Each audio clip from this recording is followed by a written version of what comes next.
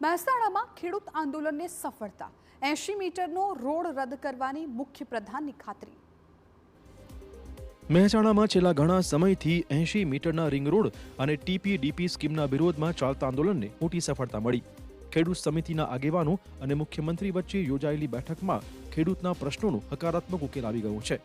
મુખ્યપ્રધાને 80 મીટરનો રોડ રદ કરવા અંગે ખાતરી આપ્યાનો ખેડૂત આગેવાને દાવો કર્યો હતો।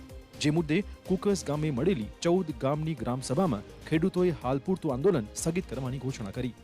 અમારા જે કમિટીના સભ્યો દરેક ગામમાંથી નક્કી કર્યા હતા એ તમામ સભ્યો મુખ્યમંત્રીશ્રીને રૂબરૂ મળ્યા, અમારા જે પ્રશ્નો હતા એમને સાંભળ્યા અને એમને બહુ પોઝિટિવ રીતે અમને જવાબ આપ્યા હતા।